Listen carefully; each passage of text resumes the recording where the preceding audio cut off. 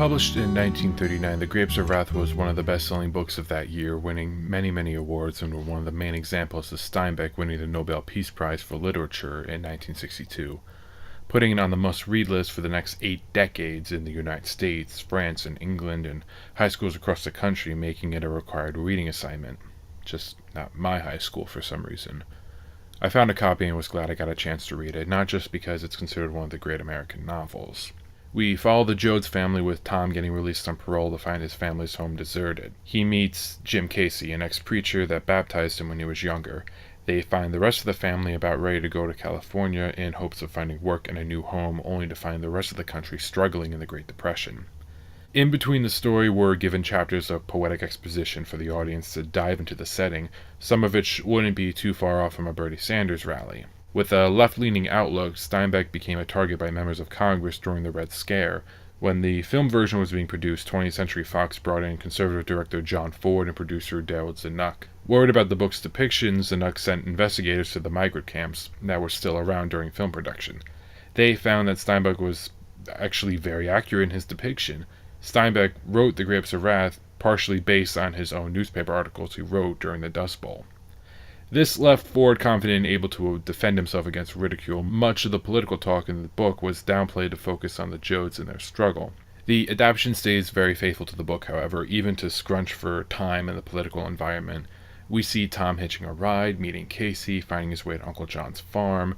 While the novel had a faceless landowner, the film had a superintendent appear in flashbacks with police and at Uncle John's farm, telling the Joads that they have to leave by next morning. This adds a sense of immediacy. On the road, we meet the Wilsons, whom stay with the Joads all the way to California in the novel, though they're absent in the film. The Wilsons were a husband and wife in a more desperate situation than the Joads, particularly with their inexperience with automobiles breaking down on the road and with even less money if that was possible. In the second half of the novel, the Joads make it to California. Steinbeck drags us through the Joads' hardship, moving between migrant camps faced with angry locals, abuse from both the Farmer Association and the local police. I say drags because Steinbeck wanted the reader to dredge through this to really feel the situation of the Dust Bowl refugees.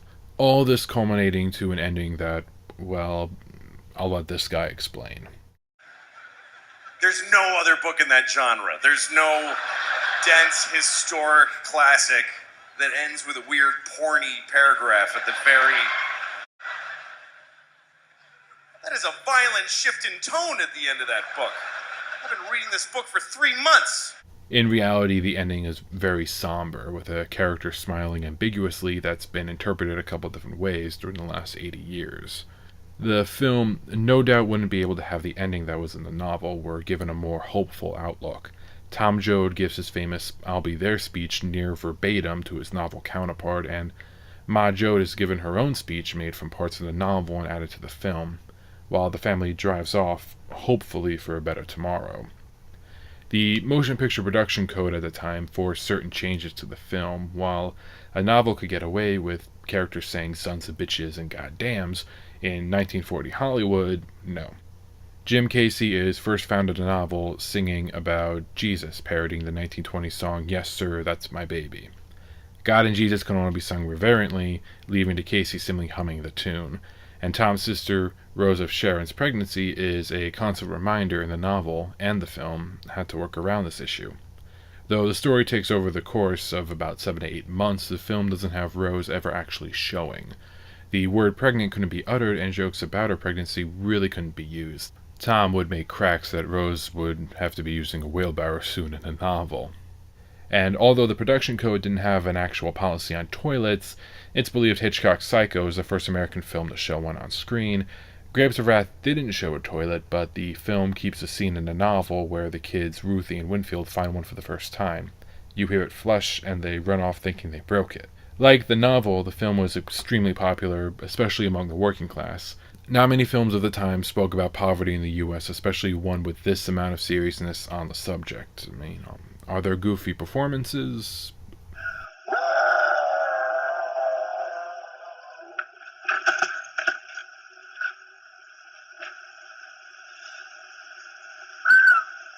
Yeah, but I really recommend those who weren't forced to read it or watch like I was to pick it up and check them out.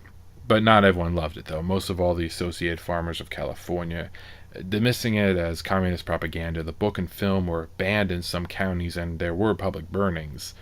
Eventually, Steinbeck and director John Ford were investigated for promoting communism, but so was this guy at one point. It was called the Red Scare for a reason.